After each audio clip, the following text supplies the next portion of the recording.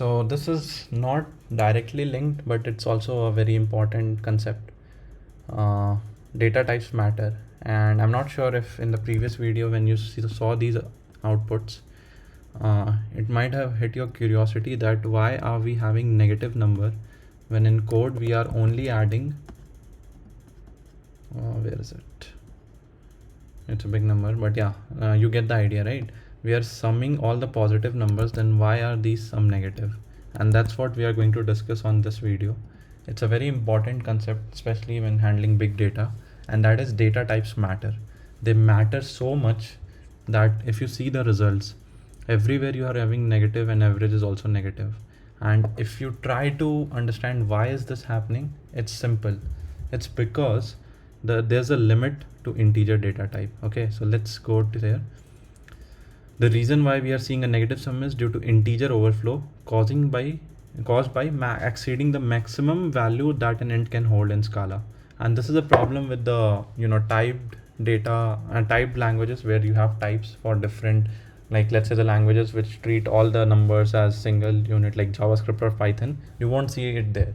But in these cases, you have to be very considerate because these are 32-bit integers. As I gave you a little bit intuition in the previous video. Now, the maximum value for an integer is this much. Okay, 32-bit signed integer. Okay, it ranges from this to this, and when it exceeds this, that is when it starts to overflow, and that is when you see these kind of numbers. Okay, and for 64-bit, the range is this much to this much. Okay. So we are summing a sequence of number from this to this, which is 999,500,000 numbers in total. Please note that this is not the sum, but these are the total numbers between these two. Okay. And the sum can be, I think you arithmetic progression simple formula for computing the sum. So if we substitute these values, you will see that we get the result, which is approximately this, which is way larger than the maximum range of integer.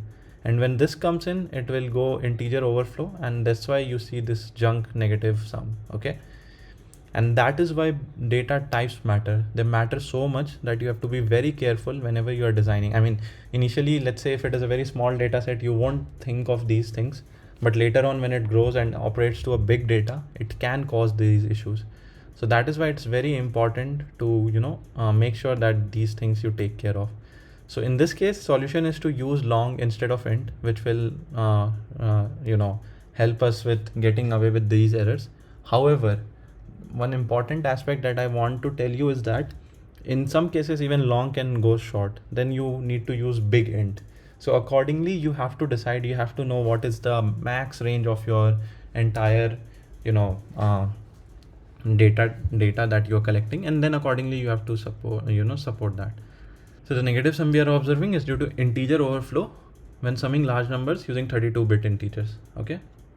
And if we use long, then we won't face any issues. So the key takeaways is data types matter. They matter a lot. Choosing the correct data type is crucial when working with large numbers to avoid overflow errors.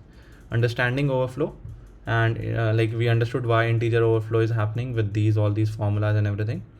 Importance of caching, why caching is important, we already saw. You can see the time differences, like almost 10, even more than 10 times.